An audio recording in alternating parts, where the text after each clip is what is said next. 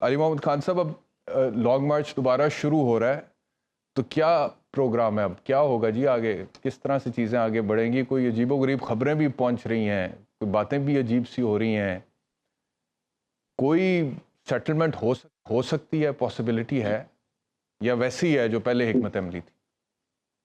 जी बहुत शुक्रिया बैरिस्टर साहब। बिस्मिल्लाहिर्रहमानिर्रहीम। अल्लाहुम्मा सल्लि व सल्लिम मुबारिक अला सय्यिदिना मोहम्मद। सबसे पहले तो आज पाकिस्तान की जीत आपको और सबको और गौर बलोच साहब को, पूरे पाकिस्तान को मुबारक हो। और इतनी बुरी खबरों के बीच में, सानहात के बीच में एक खुशी की खबर आई है।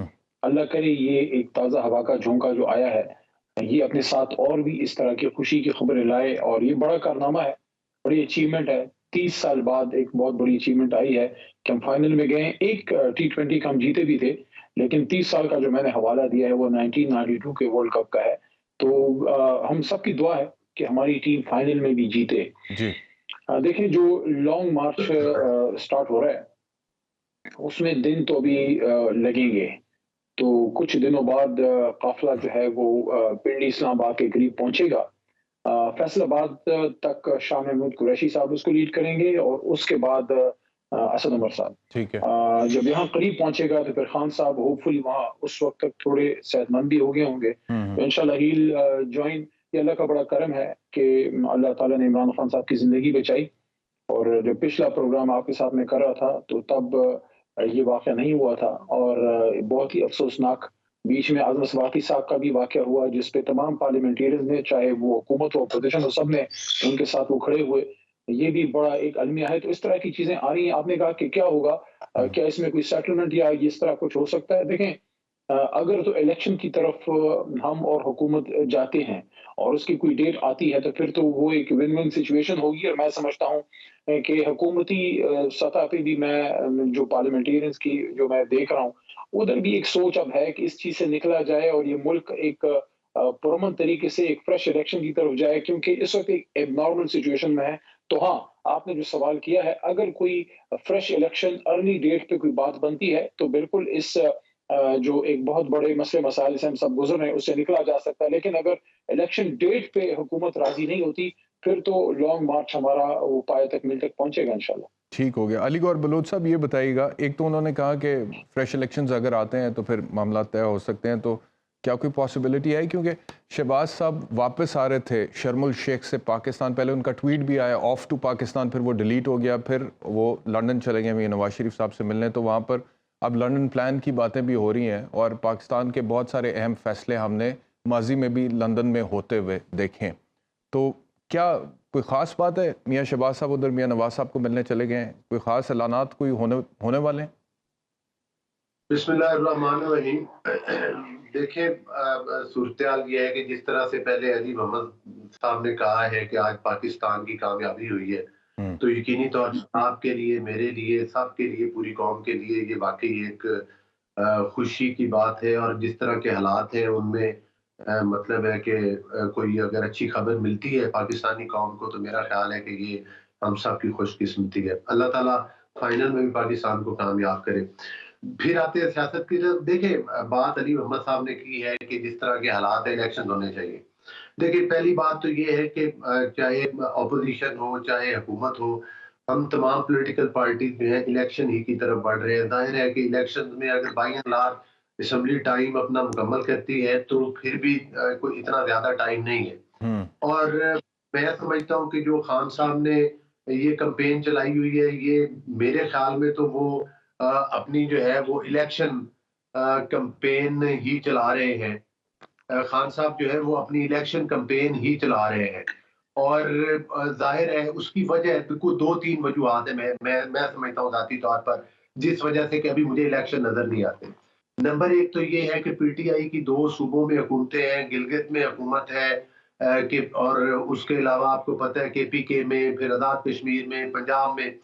तो अवाम ने उस तरह से इनकी इस लॉन्ग मार्च का साथ नहीं दिया, क्योंकि वो समझते हैं कि पीटीआई अपनी हुकूमतों में बैठ के इनसे सिर्फ मरकज की हुकूमत जो है उस पर ये दोबारा इलेक्शन चाहते हैं, तो अवाम इस पर नहीं है। हाँ, अगर ये दोनों सूबों की, बड़े सूबों की हुकूमतों से मुस्ताफी हो जाते तो फिर शायद इनका बयानिया जो है ना उसको शायद कुछ पजीराई मिल जाती।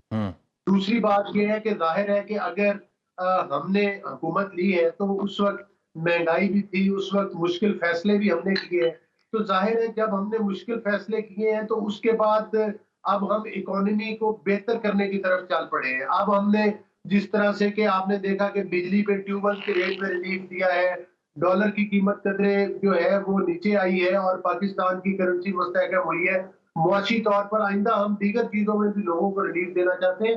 تو میرا خیال ہے کہ اس حکومت کو یہ مدت پوری کرنی چاہیے اور انشاءاللہ کرے گی۔ ہاں، احتجاج چلتے رہتے ہیں، پہلے بھی دھرنے ہوئے تھے، ہم لوگوں نے بھی احتجاج کیے، لیکن احتجاجوں سے حکومتیں نہیں بدلتی۔ آئینی طریقہ یا اسمبلی میں آ کر رسم اعتماد لے کر آئیں، کسی آئینی طریقے کے ساتھ آئیں، غیر آئینی طریقوں کے ساتھ حکومتیں نہیں تبدیل ہوتی۔ ہمارے پاس میں یہ تھا کہ فل کورٹ، آپ کو پتہ ہے کہ ہم سپریم کورٹ کی طرف بھی گئے، ہم نے افراد دلی کا مظاہرہ کیا اور ادھر شہباز صاحب نے کہا ہے کہ اگر سپریم کورٹ چاہے تو ان کو بھی مطلب ہے کہ انکوائری کر سکتی ہے، ان کو بھی شامل تفتیش کر سکتی ہے، کسی بندے کا قد آئین اور قانون سے بڑا نہیں ہے۔ لیکن ایک میں ضرور گزارش کرنا چاہوں گا کہ ہر اس قسم کے واقعے کے اوپر یقینی طور پر یہ پریشان کن واقعہ ہے اور ہم اس کی مذمت کرتے ہیں، لیکن ان واقعات کے اوپر سیاست کرنے کی ضرورت نہیں، ان کو میرٹ کے اوپر انکوائریز ہونی چاہیے اور جو بھی ملزمان ہیں وہ مطلب جو مجرم ثابت ہو ان کو کیفر کردار تک بھی پہنچنا چاہیے، اور جس بندے نے فائر کیا وہ تو موقع سے پکڑا بھی گیا۔ چلیں اب ان سے آگے تو پوچھتے آپ اداروں کا کام ہے کہ وہ اس پر کام کریں جی اور وہ اصل حقائق کا پتہ چلا۔ ٹھیک ہے جی، علی محمد خان صاحب آپ کیا کہیں گے؟ دیکھیں ویل صاحب، یو آر اے لائر اور بلوچ صاحب بھی وکیل ہیں، تو ہم تینوں کو اس کا پتہ ہے کہ ایف آئی آر میں قانونی تحفظ ہے مستغیث کو کہ اس کی مرضی کی ایف آئی آر ہو، کیونکہ بعض اوقات جب کوئی بھی ایف آئی آر کرواتا ہے تو اس وقت اس کو انفارمیشن ہوتی ہے، ضروری نہیں ہوتا کہ ہر چیز کی اس وقت آپ کے پاس اس وقت ثبوت ہو ایف آئی آر کرتے ہوئے، کیونکہ آپ ایمرجنسی میں ہوتے ہیں اور آپ کا یہ حق ہے کہ آپ اپنا نقطہ نظر اس میں وہ لے کے آئے۔ اس میں ایس ایچ او ایک نقطہ، ایک فل سٹاپ، ایک کوما بھی نہ ایڈ کر سکتا ہے نہ سبٹریکٹ کر سکتا ہے۔ ہاں، اس کے پاس یہ اختیار ضرور ہے انویسٹیگیشن افسر کے پاس کہ جب ایف آئی آر درج ہو جائے اور اس کے بعد انویسٹیگیشن سے یہ ثابت ہو جائے، ضمنیوں میں پھر وہ لے آتے ہیں اور جس کے خلاف غلط الزام ہو اس کو ہٹا دیا جاتا ہے۔ اب یہ سارا بکھیڑا پڑا ہی اس سے کہ عمران خان صاحب نے جو 3 شخصیات کا نام لیا،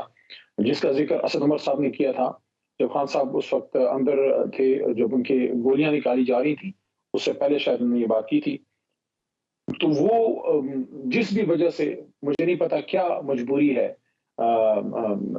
پنجاب گورنمنٹ کی کہ وہ اس کو نہیں کر سکے، یا پولیس کی جس پہ ایک جو وہاں کے آئی جی ہیں ان کو بھی جانا پڑا۔ بہرحال یہ ایک رائٹ ہے اور رائٹ تھا عمران خان صاحب کا مستغیث کا، کیونکہ یہ ایک بہت بڑا واقعہ ہے، عام واقعہ نہیں ہے۔ اللہ کا ایک کرم ہے اس قوم پہ کہ اس بار لیڈر بچ گیا، ادروائز اس سے پہلے جب بھی ہوا، چاہے وہ لیاقت علی خان صاحب تھے یا بنظیر صاحبہ تھی، وہ اس میں شہید ہوئے اس واقعے میں۔ تو اب یہ جو سپریم کورٹ آف پاکستان کا جو انہوں نے آبزرویشن دی اور اس کے بعد 5 دن بعد ایف آئی آر کٹی، تو میں نے کل پرسوں اس پہ بات کی تھی جی کہ اگر یہی اسی طرح سے ایف آئی آر کاٹنی تھی تو یہ تو پنجاب پولیس کو اسی دن کر دینی چاہیے تھی۔ اگر انہوں نے عمران خان صاحب کی ایف آئی آر نہیں لکھنی تھی اور یہی کرنا تھا تو اس دن کر دیتے، کیونکہ اس میں 2-3 نکات ہیں۔ جب تک آپ ایف آئی آر درج نہیں کرتے تو پراپرلی کیس سٹارٹ نہیں ہوتا، نہ کرائم سین پریزرو ہوتا ہے، نہ اس کی اس طرح سے انویسٹیگیشن سٹارٹ ہوتی ہے۔ تو یہ ساری چیزیں، ایف ایس ایل رپورٹ، گولیوں کا جمع کرنا اور وہاں سے جو بھی ابتدائی سی آئی ڈی رپورٹنگ ساری ہوتی ہے، جو بھی وہاں کی کاروائی ہوتی ہے، وہ جب تک ایف آئی آر درج نہیں ہوگی وہ تو سٹارٹ ہی نہیں ہوتی۔ تو 5 دن بعد سابقہ وزیر اعظم پہ جو قتل کا حملہ ہوا تھا اس کی ایف آئی آر درج ہوئی ہے۔ یہ ایک بہت بڑا سوالیہ نشان ہے ہماری ریاست اور ہماری انتظامی اور عدلیہ کے نظام پہ۔ ٹھیک ہے، ابھی جب آپ گفتگو فرما رہے تھے میرے پاس ایک خبر آ رہی ہے، ابھی علی گوہر بلوچ صاحب، خبر یہ آ رہی ہے کہ پاکستان مسلم لیگ نواز کے وزیر آباد، وہ جگہ جہاں پر عمران خان پر قاتلانہ حملہ ہوا تھا، ادھر کی یونین کاؤنسل کا جو چیئرمین تھا جس کا تعلق پاکستان مسلم لیگ نواز سے تھا، اس کو پولیس نے اریسٹ کر لیا عمران خان کے کیس کے حوالے سے، جو قاتلانہ حملہ چیئرمین پی ٹی آئی پر ہوا تھا۔ امتیاز باگڑی نام ہے، امتیاز باگڑی، چیئرمین یونین کاؤنسل، پاکستان مسلم لیگ نواز سے تعلق ہے۔ اور کہا جا رہا ہے کہ ان کو اریسٹ کر لیا اور یہ کہا جا رہا ہے کہ انہوں نے پہلے اشتعال انگیز تقریر بھی کی تھی. کچھ کہنا چاہیں گے علی صاحب؟ علی گور صاحب. دیکھیں بات یہ ہے کہ عمران خان صاحب کا یہ جو واقعہ ہوا ہے اس کی آڑ میں نہیں سمجھتا کہ کوئی وکٹمائزیشن، کوئی پوائنٹ سکورنگ، کوئی سیاست. یہ ایک افسوسناک بات ہے کہ مطلب ہے پی ٹی آئی کی طرف سے یا حکومت پنجاب کی دھوس نماتے ہوئے اپنی دوسری پارٹی کو، خان صاحب کی دیکھیں نا، پہلے بھی ان کی یہی خواہش تھی. انہوں نے اپنے سیاسی مخالفین کو ہمیشہ جیلوں کے اندر بند کروانا، وکٹمائزیشن کرنا. اس قسم کی مینٹلٹی سے کام نہیں کرنا چاہیے. باقی تو جو اگر کوئی ملوث ہو، اگر کوئی واقعی ثابت ہو جائے کہ کوئی بندہ اس قتل میں یا اس کی سازش میں ملوث ہے، وہ تو میں ہوں، آپ ہو، کوئی بھی ہو، تو میں نہیں سمجھتا کہ کسی کا قانون کے ساتھ بڑا ہے.